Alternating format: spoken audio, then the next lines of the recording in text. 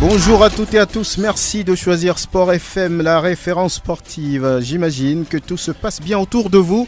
Excellent après-midi, excellente semaine à toutes et à tous. Dingue de Sport évoque le premier match du Togo au tournoi de Toulon. Balodossé et ses hommes font jeu égal un partout face à l'Écosse. La 25e journée de la D1 nationale de football avec Koroki qui prend le large. Le club de Tchamba dispose désormais de 3 points de plus que Gomido, contraint au nul par l'AS OTR Akpali. Mais nous vous donnons tous les résultats ici.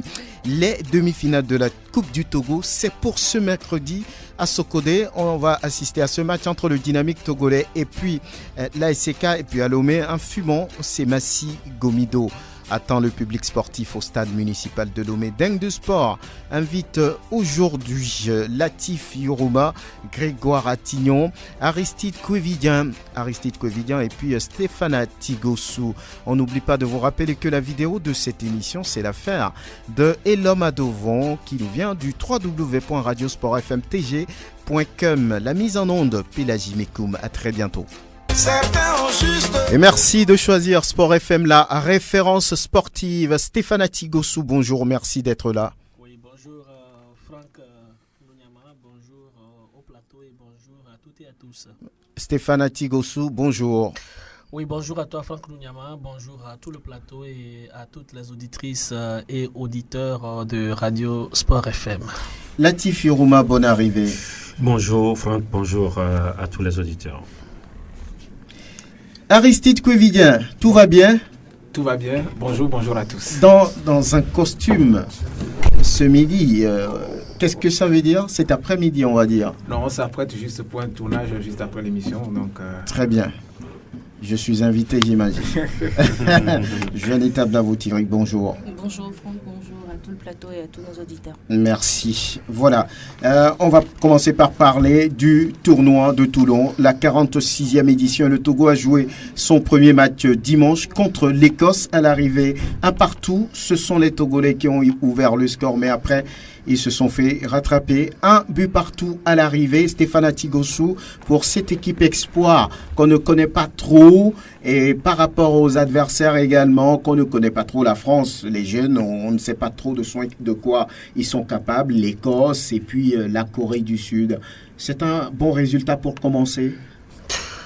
Bien, on peut dire que c'est un résultat acceptable, étant donné que nous n'avons pas été battus. Surtout que depuis quelque temps, nous peinons à gagner toutes les rencontres que nous livrons à l'extérieur. Et donc aujourd'hui, nous avons pu avoir un point. Ce n'est pas très bien, mais bon, on l'accepte comme ça. Moi, avant donc de parler même du match, c'est le tournoi à proprement parler, son organisation et tout. Je crois qu'il a manqué un peu de communication autour. Même ici, chez nous, sincèrement parlant, on ne sait pas trop. Les objectifs poursuivis, en tout cas, moi, je n'en sais pas. Je sais pas. Ils disent que c'est pour préparer la relève.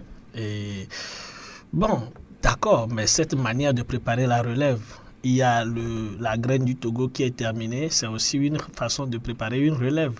Maintenant, la suite de la graine du Togo, c'est quoi? On ne sait pas. Aujourd'hui, on joue le tournoi de Toulon. La suite, c'est quoi? On ne sait pas. Et il y a le championnat national qui est là, qui manque de moyens pour s'achever. Il y a le football féminin qui s'est arrêté. Je pense que c'est vrai, une bonne opportunité pour nos jeunes de se faire voir à l'extérieur. C'est tout ce que moi je vois comme réel avantage de ce tournoi.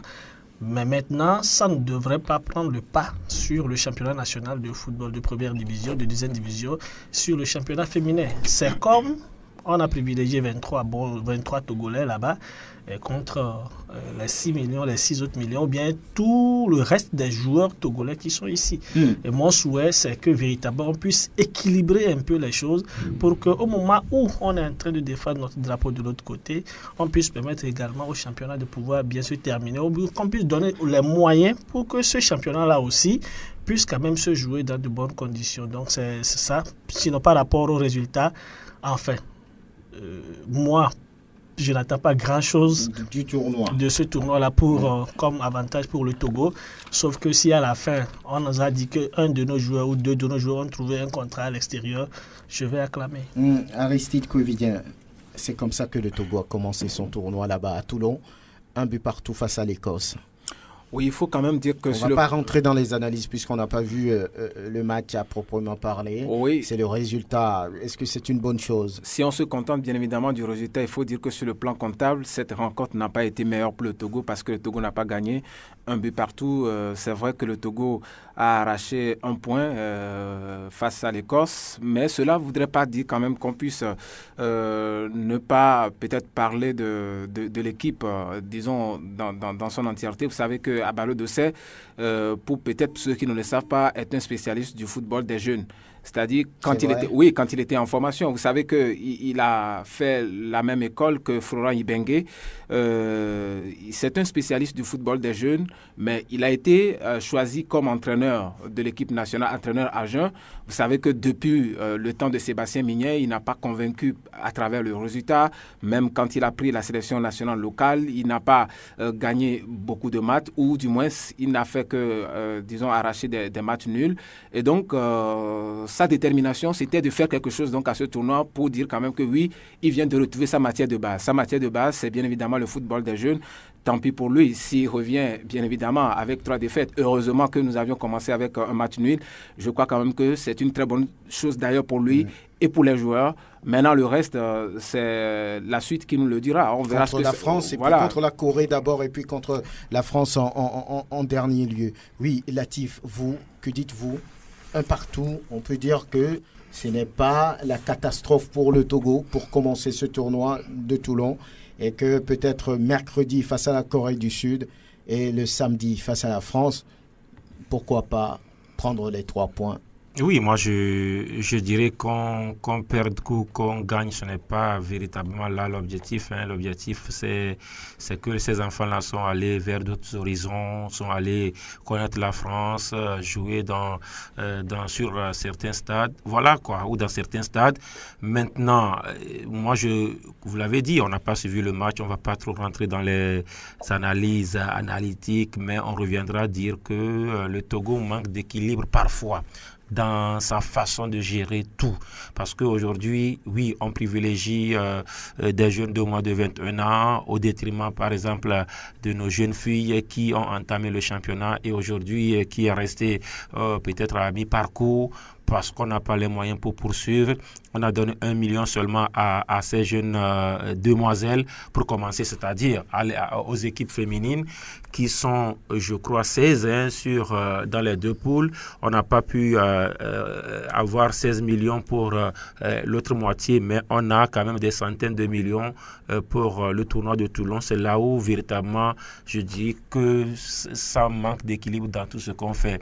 On arrange, on gâte, on arrange. Regardez par exemple le championnat qui a démarré depuis 2 ans maintenant, un championnat harmonieux, méthodique avec la 2e et 1re division qui se joue au même moment et c'est le moment choisi pour faire du n'importe quoi, je veux dire au niveau de la sélection nationale. Alors qu'entre-temps, on arrivait quand même à gérer mieux la sélection alors que le championnat n'était pas bien organisé. Ça voudrait dire que le Togo a un souci véritable ailleurs. On manque d'équilibre tout simplement. Oui, Juanita, ça vous fait mal d'abandonner, par exemple, comme Latif et Stéphane l'ont dit, d'abandonner le championnat féminin, bon, entre griffes, et d'accorder des millions à cette équipe espoir du Togo pour Moi, je dirais ça dépend des objectifs que le Togo s'est assigné en participant à ce tournoi, à ce festival de Toulon. Selon vous, quel est cet objectif-là? Si c'est pour promouvoir la jeunesse, je pense que l'objectif, il est là, on est en train de le poursuivre. Mais si c'est seulement pour participer, demain laisser encore ces jeunes à la touche, qu'il n'y a pas de suivi, qu'ils reviennent et c'est fini, on sait plus ce que devient cette équipe, là, ça pose problème. Il faudrait que après ce tournoi, c'est vrai qu'on n'aura pas forcément un résultat à ce festival, mais qu'après, on ait un suivi de ces jeunes de moins. Le Togo peut gagner après, se qualifier pour le tour suivant et continuer.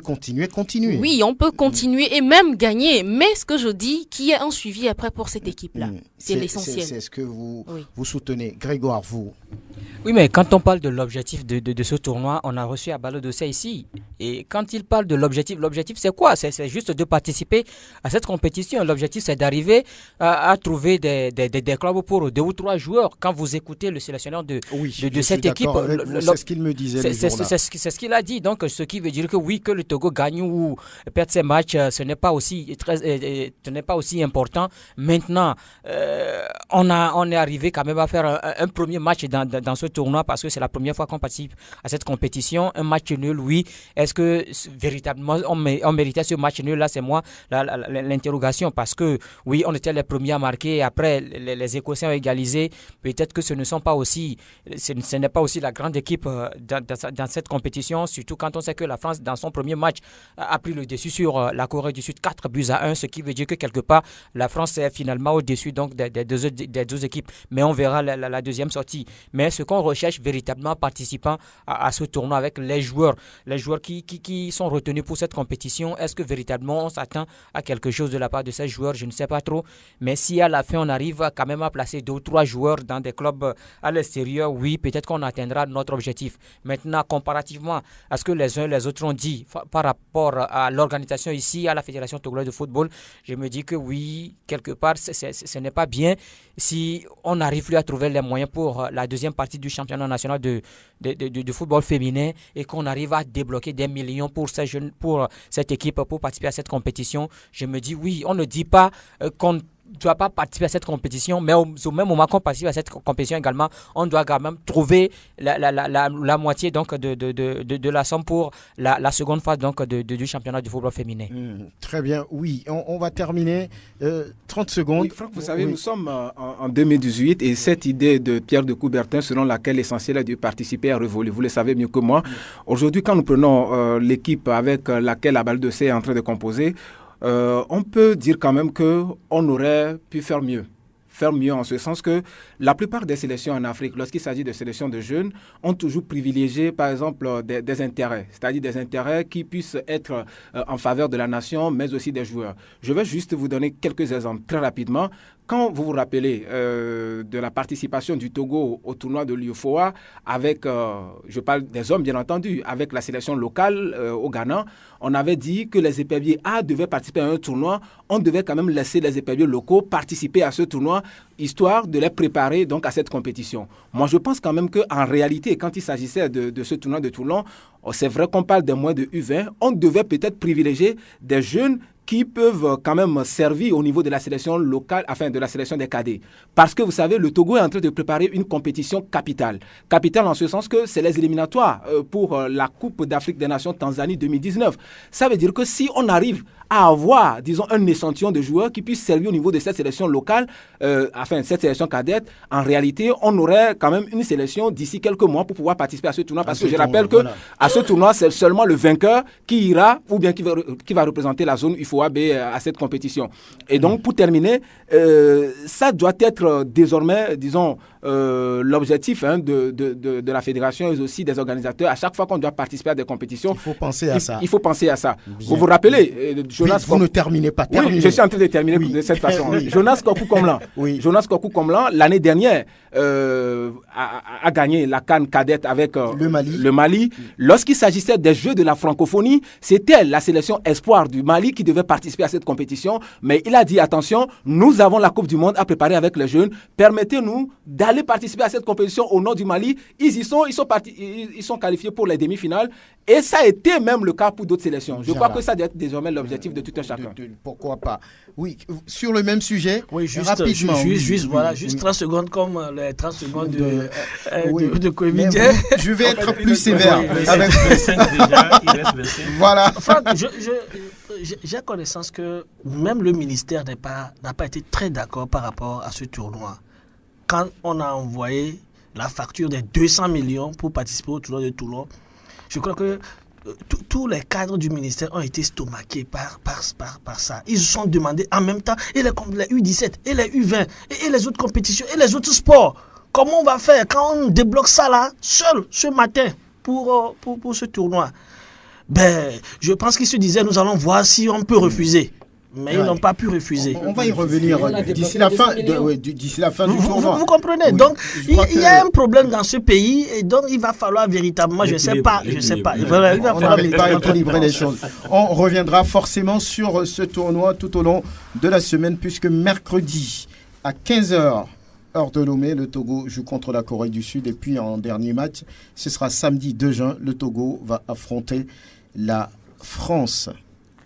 Dingue de sport sur la référence sportive, on parle de la 25e journée du championnat national de football de première division avec le leader Koroki qui fait une très belle affaire en dominant l'AS Togoport 2-0 et les poursuivants ont marqué le pas. Gomido a fait match nul, Semassi n'a pas gagné, battu par la SCK Comal Allé 2-0 et puis d'autres clubs comme la SOTR qui n'ont pas pu gagner, qui ont également fait match nul. Stéphane Atigossou, qu'est-ce qui se passe avec l'AS Togoport qui n'arrive plus à convaincre dans le championnat surtout, et l'équipe a du mal à gagner désormais? Oui, c'est vrai que depuis le retour du club de Casablanca, il y a eu déjà 2 défaites. Une contre la SCK en Coupe du Togo et l'autre hier contre Koroki de Tchamba. Je crois que je n'ai pas été du déplacement, je n'étais pas avec l'équipe. Et c'est aujourd'hui que l'équipe revient.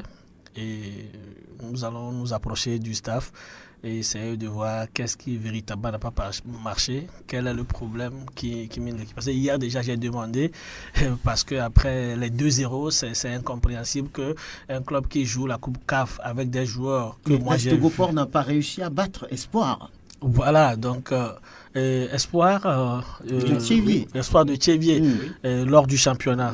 Oui, ça c'est vrai. Mais je me dis qu'avant les rencontres contre Espoir, on n'avait pas encore avancé beaucoup dans la Coupe continentale. Mais ce que moi j'ai vu à Casablanca, normalement, le moral devait être très haut. Les enfants devaient se dire, nous sommes un peu au-dessus maintenant, parce que là, véritablement, c'était le vrai haut niveau. Est-ce que c'était une bonne chose de couper le championnat parce qu'on est en compétition continentale? Bon, ça c'est une affaire de la Fédération togolaise de football. Je ne sais pas pourquoi ils l'ont fait. Le club doit réclamer. Si le club veut jouer, le club peut jouer. Je ne sais pas ce qui a milité en faveur de cette coupure du championnat. Et je crois que certains disent que c'est pour qu'il y ait équité vers la fin du championnat. Si l'AS Togoport avait des matchs à beaucoup à moins, ça devait déséquilibrer la fin de la compétition.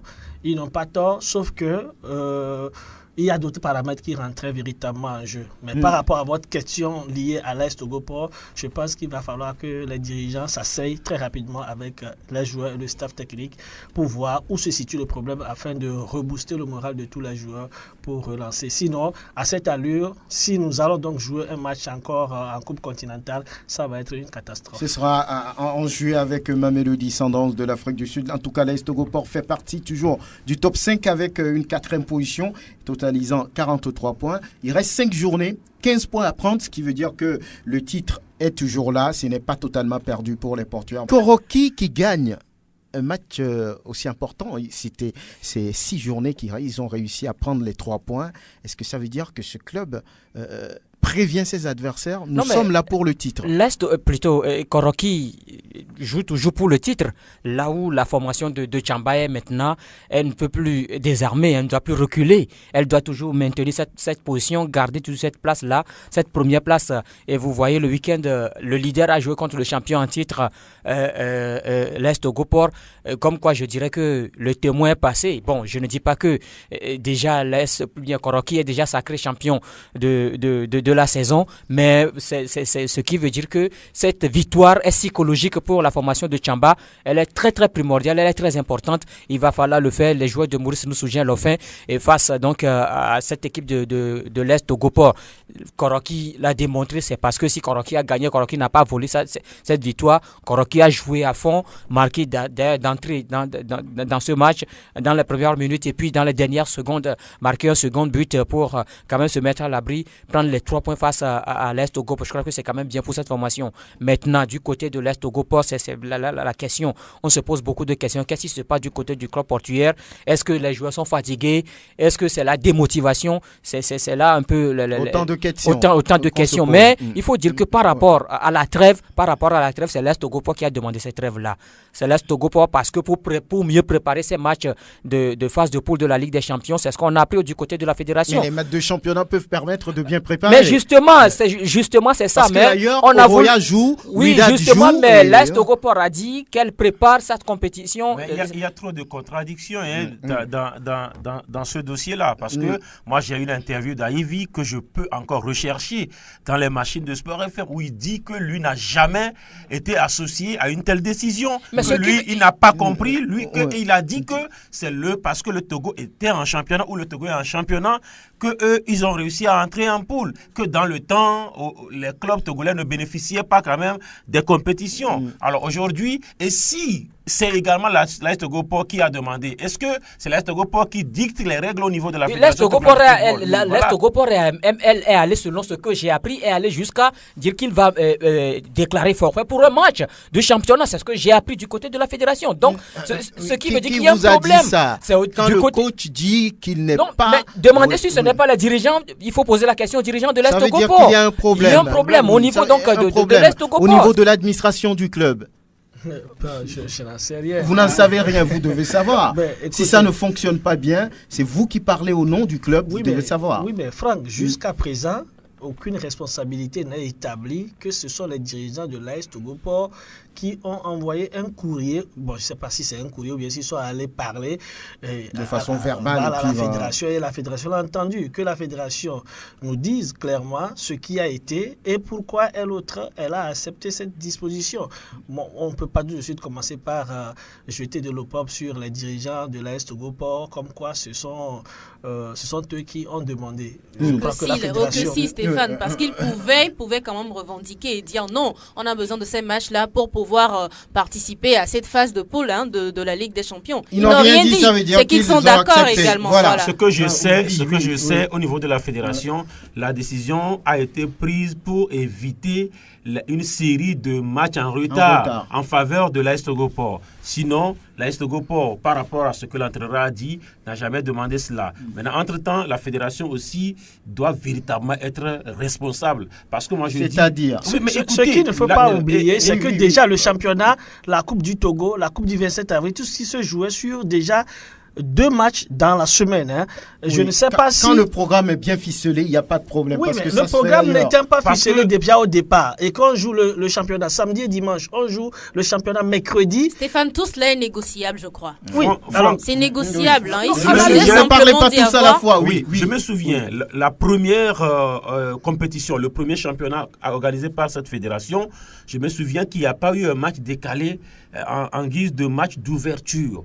Nous avons posé la question à la fédération. La fédération dit que c'est les clubs qui ont souhaité démarrer le même jour le championnat. Ça ne se passe nulle part. C'est la fédération qui organise le championnat. Qui donne le calendrier. La fédération qui donne le calendrier. Et entre-temps, vous vous souvenez que l'AS Togo Port n'avait pas joué un match parce que ce club-là devrait jouer et a estimé qu'il y avait un blessé. Entre-temps, ils avaient joué un match et que Kisimbo Houlede était blessé. Et pour cela, il y avait un autre match qui était programmé. L'AS Togo Port a refusé de jouer et la fédération a laissé faire. Mais entre-temps, c'est cette même fédération qui dit non, on ne veut plus aligner les matchs amicaux parce que l'AS Togo Port a eu les matchs en retard. Les matchs en retard. L'AS Togo Port avait eu 2, voire même 3 matchs en retard. La fédération dit non, ça va fausser le truc, alors qu'il y avait mieux à faire. L'AS Togo Port pouvait jouer des matchs avancés et les autres continuer le championnat. Mais ça n'a pas été fait. Donc aujourd'hui, on ne peut pas dire que c'est l'AS Togo Port qui a demandé. L'AS Togo Port ne fixe pas les règles à la fédération. Peut-être. Oui, Prosper, ça va? Vous revenez de Palimé, tout va bien? Vous êtes fatigué par les enfants, c'est ça? Non, ils sont à l'écoute. On est toujours en forme. Très bien. Alors, Palimé, Gomido n'a pas réussi à gagner face à l'AS OTR qui, semble-t-il, a dominé la partie. C'était sous vos yeux. Que dites-vous? Oui, c'était en deuxième mi-temps surtout que tout a été joué. Une équipe de l'AS OTR vraiment requinquée, qui a repris vraiment du poids de la bête, qui a été, je dirais, au-dessus de la mêlée. Ils sont venus pour prendre les 3 points comme l'entraîneur l'a dit. Oui, et ça, hier, la société méritait quand même de gagner si ses attaquants n'avaient pas eu trop de maladresse devant les buts. En première mi-temps, c'est une équipe qui a laissé faire juste pour pouvoir réagir en deuxième mi-temps. On l'a constaté. Quand ils ont pris le but, c'était sur une erreur de relance de la défense. que Ahmed a profité pour Ahmed a profité pour marquer. Mais après le but, ça a été donc dans la relance, il y avait une pluie, c'est vrai, mais la Sauterre a été, je dirais, quand même au-dessus hier, et il a fallu de peu que cette équipe de Gomindo se plie. Qu'est-ce qu'il explique? Les joueurs ne sont pas... J'ai l'impression... Ils n'ont plus le rythme. Oui, j'ai l'impression que... c'est Gomindo, la trêve. Il y a aussi ce côté-là. Mais j'ai l'impression que Gomindo a trop de pression parce que devant... il faut rattraper Koroki. Sur l'autre front, il faut gagner la coupe de l'indépendance du Togo. Ils ont déjà gagné la coupe de l'indépendance. Donc tout ça là, je crois que ça devient une pression pour les joueurs et l'enjeu est en train de tuer le jeu. Donc je crois quand même hier, ce qui m'a été acceptable, c'est que l'entraîneur même a été très humble. Il a reconnu que il ne possédait plus cet entrain-là qu'ils avaient pour pouvoir gagner les matchs comme il le fallait. Bon, la Sauterre a manqué de peu de gagner. Donc je crois que vous savez que la Sauterre avait perdu son dernier match contre la Sogoport 2-0. Donc il fallait vraiment se remettre en chantier. Et ça, hier, ils l'ont fait. Monglo Koko a été le buteur. Mais il fallait quand même dire que si éventuellement il y avait plus d'adresse et de mental, de psychologie plus fort que ça, c'est la Sauterre qui devait dominer hier. Bon, maintenant, le nul, ça n'a pas arrangé trop la Sauterre. Pour Gomindo également, ça n'a pas été trop bien. Mais, un nul encombrant pour les deux clubs. Voilà, en tout cas, Gomindo en route pour le titre triplé. On ne sait pas si c'est toujours l'objectif. Coupe de l'indépendance, Coupe du Togo, championnat. On verra bien. Aristide Kouvidien, pour ce championnat, on a noté que Semassi est toujours en course, mais la défaite de la dernière fois doit faire très mal. La défaite de 2-0, c'est comme à l'aller. Les conducteurs ont battu les guerriers de Tchaoudjo une fois encore 2-0. Semassi qui relâche un peu.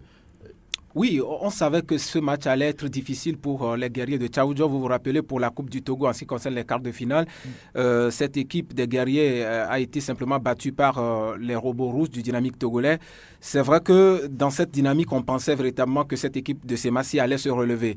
Mais vous savez, le football a ses vérités. La vérité d'hier n'est pas la vérité d'aujourd'hui. Elle ne sera non plus la vérité de demain. Mais la vérité du match aller est encore la vérité du match retour. Oui, ça veut dire simplement que dans ce que vous êtes en train de considérer aujourd'hui comme une vérité égale du premier match et du deuxième match, ou si vous voulez du match aller, du match retour, c'est simplement parce que les entraîneurs ou l'entraîneur fautif dans ce cas n'est pas arrivé à sentir l'enjeu de la rencontre. Parlez d'Oloufadé. Quand vous êtes entraîneur, quand vous êtes dans une rencontre âprement disputée, il faut sentir l'enjeu de la rencontre. Il faut sentir que dans la rencontre, il y a des moments forts, des moments faibles, des temps de récupération.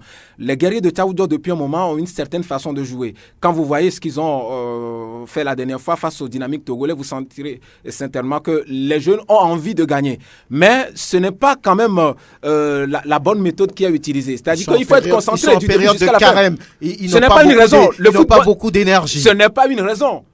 Vous vous rappelez du match Togo-Égypte, c'était un match amical où le portier togolais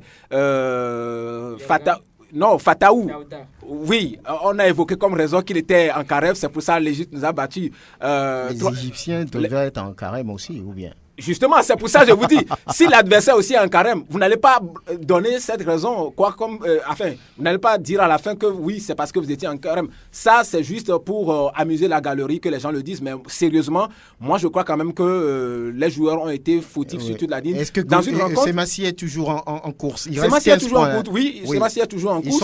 Ils sont troisième avec 47 points, il reste 15 points. S'ils prennent ces 15 points, ça va faire 72 comme on le dit bien, points. Le malheur des uns peut toujours faire le bonheur des autres. En attendant peut-être un faux pas de Koroki de Tchamba, et Semassi peut passer, ou encore Gomindo de Kpalimé. Agaza, qui est en lutte pour le maintien, n'a pas réussi à prendre les 3 points face à Bikenti. Agaza, malmené d'ailleurs en début de match dans les 15 premières minutes, 2-0 avant de revenir. Oui, on n'a pas compris, personne n'avait compris le choix de départ donc du staff technique d'Agaza. Dans la défense, vous savez, le premier problème d'Agaza, c'est sa défense, même si l'attaque aussi ne marque pas des buts. Agaza encaisse toujours. Il y a eu une petite rotation au niveau de la défense. Aruna Issa Naziro, qui devrait être intouchable, il était là. On n'a pas vu Amekoudji qui devrait jouer, soit Egbuna Ifeani, on ne l'a pas vu. Ifan, lui, il était dans les tribunes. Alors, Amekoudji Kodjo était sur le banc. On a adjoint à Aruna Issa Naziro le jeune Adamo Nourundine, l'ancien défenseur de Agua de Kusuntu. Ça n'a pas été, puisque déjà à la deuxième minute, sur une erreur monumentale, c'est Bikenti de Bassar qui vient prendre le ballon entre deux défenseurs d'Agaza, il marque Issaïd de Lassisi Camaro. Et puis à la 11e minute, même on remet ça, c'est la défense qui se laisse sur le côté droit. Et puis au premier poteau, Idrissou Abilou, il vient, il coupe, il marque le deuxième but. Le terrain était véritablement pris d'assaut par et les joueurs de Bukenti, et puis également les supporters, parce qu'il y avait un tam-tam qui résonnait, c'était le tam-tam Bassa qui dominait le terrain. Maintenant, Agaza a senti que c'est sa défense qui n'allait pas bien, a tout de suite, avant la demi-heure, fait un changement à Mekoudji qui vient prendre la place donc de Adamo Nourundine, et puis Agaza a stabilisé sa défense et allé à la mi-temps avec ce score. Mais au retour des vestiaires, ça a été un match en sens unique avec une domination.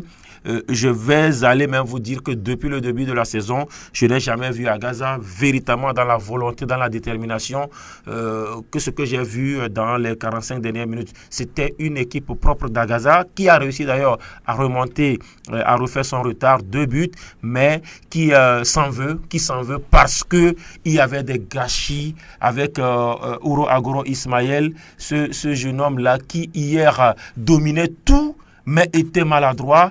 À lui seul, il a manqué au moins 3 occasions franches de but.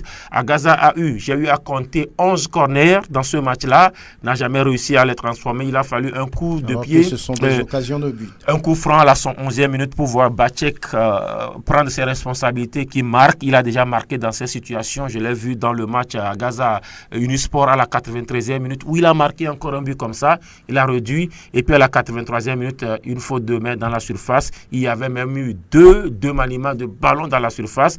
Le premier, c'était avant la pause qui a échappé à nos amis arbitres. Et puis, le deuxième, c'était quand même à 7 minutes de la fin. Agaza qui égalise. Les regrets à tous les niveaux, parce que Bikenti a vendangé son succès comme ça. Et puis, Agaza, même si Agaza est revenu de loin, il y avait de la place dans ce match. Mais par rapport au scénario, je crois que c'était mieux de prendre le point du nul. Agaza toujours relégable. Agaza toujours relégable. Il y a inquiétude avec un prochain déplacement à Sokoré face à Semassi qui également est les yeux rouges comme leur maillot. Voilà. En tout cas, les rouges de Semassi, les yeux rouges parce que battu 2 fois en aller-retour par ASK. Et puis Fouadan qui joue le maintien avec Sobalde qui l'a promis à qui veut l'entendre, se fait corriger par le dernier de toujours. Oui, c'est la place de Kotoko. Personne ne lui prend ça. 2-0. Mais attention, ce n'est pas. Mais ce n'est pas encore fini. Oui, il reste encore 5 journées et. Pour la relégation, c'est fini. Oui, pour la relégation. Oui, pour la relégation, c'est déjà fait. C'est la dernière place. Maintenant, c'est la dernière place. C'est un objectif aussi. C'est la dernière place. Et je crois que la dernière fois, on l'a dit ici, que Kotoko va toujours chercher à faire des victimes. Et je crois que Fouadin passait par là. 2-0 dans ce match. Je me dis que les gars de la... que ce club, au-delà de tout, a de la qualité. Non, mais quand vous voyez Kotoko jouer, c'est vrai qu'en début de saison, ce n'était pas la même équipe. Kotoko a de la qualité. C'est une équipe qui joue au football, mais c'est une équipe qui n'arrivait pas à marquer. Maintenant, si l'équipe a retrouvé le chemin défilé, c'est bien parce qu'il y a Kassim Gouyazou qui quand même essaie de faire un travail du côté de l'Avier. Et hier, s'ils sont arrivés à battre cette formation de Fouadan, imaginez que Fouadan qui a battu Asco en Coupe du Togo, Fouadan qui a battu ASK en Coupe du Togo ou encore Akara. Donc, ce qui veut dire que c'est une bonne formation de Fouadan. Mais hier, c'était face à Kotoko de l'Avier qui aussi avait besoin donc des points, même si on sait que on a déjà, oui, c'est vrai qu'on a déjà le couteau sur la gorge, mais il va falloir quand même réagir. Bien. Oui, il y a un buteur dont on parle, Koudagba, depuis Plaka Fessou. On n'a plus vu un attaquant aussi prolifique, aussi, on va dire, qui constitue un danger pour les défenses. 15 buts déjà après 25 journées. Oui. Vous le connaissez, Juanita, vous? Koudagba aussi? Oui, je connais. Il vous impressionne? Oui, de par ses buts, oui, je dirais, il m'impressionne, mais rien d'autre. Hein, voilà. C'est juste ça. 15 buts, hein. C'est tout. Peut-être qu'il va faire oublier le record de placard sur les dernières années, 19 buts. Il reste 5 journées puisqu'il a habitué le public à un but, désormais, depuis un moment, par match. Il peut aller à 20. Oui, bien sûr. Et puis, il m'impressionne aussi.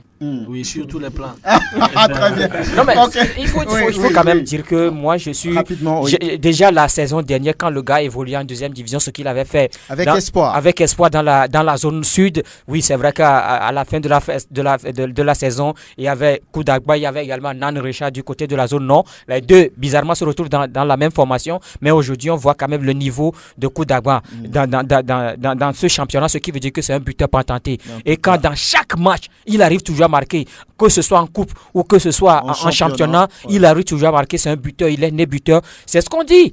Quand on a un buteur de race comme ça, il va falloir l'amener en équipe nationale. Tout le monde le voit, mais pas Claude Leroy. Non, mais on ne sait pas, On dit qu'il n'a pas le profil. Hein. C'est la même chose pour Agoro. Agoro Ashraf. Il a marqué des buts maintenant à l'US Bitam. Ce que je sais, le profil d'un buteur, c'est les buts qu'il marque. C'est sa réussite. On a vu Stéphane Guivache en 98, il était meilleur buteur du championnat de France. Et à la fin, on était obligé de le prendre en équipe de France parce que c'est le meilleur buteur de la Ligue 1. On l'a pris, même s'il n'a pas marqué au mondial en 98. Le contraire aurait étonné tout le monde. Oui, mais donc je crois ce qui veut dire qu'aujourd'hui, on a besoin quand même de ce buteur en équipe nationale, même s'il y a des professionnels. Voilà, on va dire tout simplement que les autres résultats, ASK, on vous l'a dit, a battu Semassi 2-0. Asco a perdu devant le Dynamique togolais 1-0. Gomido et ASOT ont fait jeu égal 1 partout. Et puis Ange qui prend sa revanche sur Maranatha parce qu'ils avaient pris 4 à Ouomé. Ils ont gagné 2-0. Unisport a corrigé Espoir 3-0 pour vous dire tout simplement que ce sont les résultats de la 25e journée. Koroki en tête avec 51 points, suivi de Gomido, de Semassi, Togoport avec un match en retard. Le top 5 est bouclé par le Dynamique togolais. Les relégables, c'est Agaza, Espoir, Fouadan et Kotoko. Fouadan, un match en retard. La 25e journée, nous en aurons parlé. Et voilà, nous allons parler des demi-finales de la Coupe du Togo. 2 matchs assez intéressants. Ce sera mercredi 30. Il y a un match à Sokodé, au stade municipal de Sokodé. Ce sera Dito et ASK là-bas. Qu'est-ce que ça vous dit, Prosper? Bon, ASK reste... oui, je trouve quand même que ASK aujourd'hui impressionne, comme tout le monde l'a dit. Juanita l'a dit. Dito aussi impressionne. Oui, Dito aussi impressionne, mais je crois quand même gagner déjà à Kara, c'est une très bonne chose. Et c'est sûr que Dito va rester dans la région pour préparer ce match. Donc je crois le club militaire a tout perdu, peut-être c'est le seul trophée qui lui reste auquel il faut s'accrocher maintenant. Je crois que Moustapha l'a dit la dernière fois, un tiers vaut mieux que 2, tu l'auras. Maintenant, il reste la Coupe du Togo. Là aussi, il faut quand même casser la baraque pour y arriver. Ce n'est pas donné gratuitement. Donc, il faut gagner la CK. Un tiers vaut mieux que 2, tu l'auras. Est-ce que ça vaut la peine d'être dit? Personne ne leur a rien promis. Oh non, il faut qu'ils gagnent le championnat. Non, ils ont attendu gagner le championnat et la Coupe du Togo, etc. Maintenant, ils ont eux-mêmes l'impression que la Coupe du Togo leur tend la main. Donc, c'est ce qu'ils ont dit. Jouer déjà avant. C'est ce qu'ils disent. Donc, ils sont favoris. Ils pensent qu'ils sont favoris. Bon, pour moi, l'état de forme de l'ACK me laisse un peu dubitatif par rapport à cette rencontre. Maintenant, au niveau de Dito, il y a de l'expérience. Quand on retrouve les Manissapoul et autres, peut-être leur expérience peut apporter. Peut-être qu'ils peuvent s'appuyer sur la victoire à Lomé. 3-1, je crois, le jour-là, entre Dito et ASK. Voilà. L'autre match, c'est au stade municipal ici. Intéressant, hein? Si c'était à Palimé, je crois qu'on retrouve une population divisée.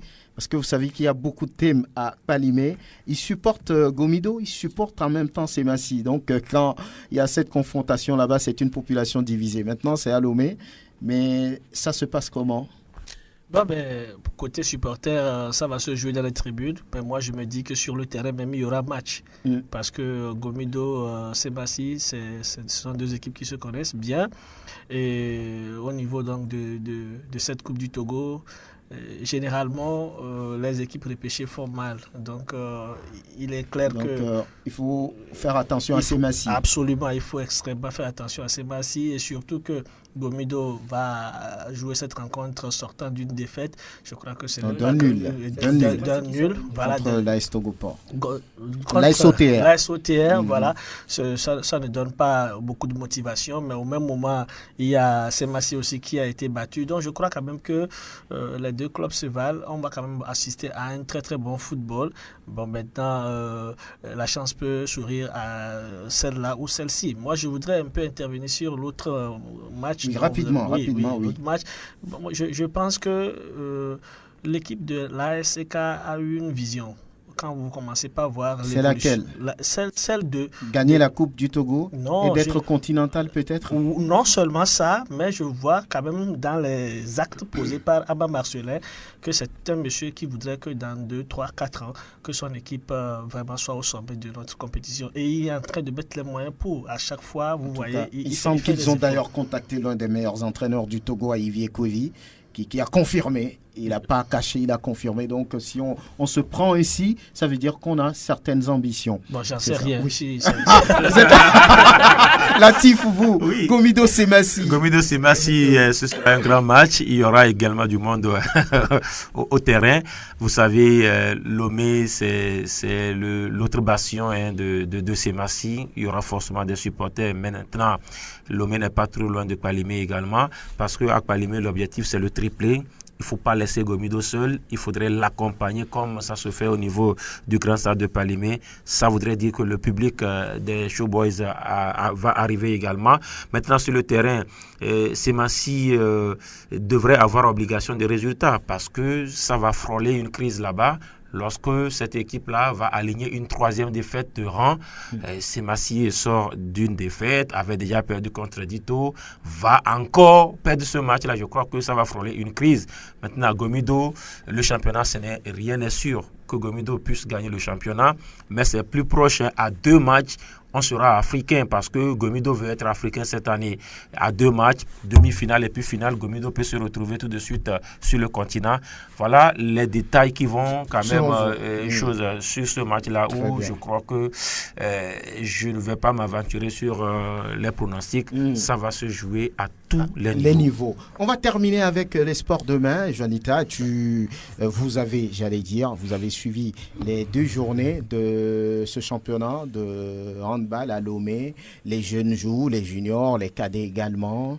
Oui, c'est bon par rapport à ce que vous avez vu hier, ça donne quelque chose. Le niveau, on va dire que chez les jeunes, ce n'est pas encore cela parce qu'il y a que quelques équipes qui ont vraiment le niveau parce que les autres n'ont pas vraiment, ils n'ont pas encore la matière. Ils jouent au hand, mais ils maîtrisent pas encore la matière. Techniquement, c'est pas ça, vous Techniquement, ce n'est pas vraiment ça. Chez les juniors, je veux dire. Chez les seniors, par contre, on a l'habitude, on joue souvent, on est toujours en compétition et donc on sait ce qu'on vient chercher sur le terrain. Quand nous prenons par exemple le match Entente 2 Millennium remporté par l'Entente 2, on sait que l'Entente 2... Chez les juniors. Voilà, chez les juniors. On sait que l'Entente 2, depuis un moment, a commencé un travail de base, un travail de fond chez les juniors filles comme garçons.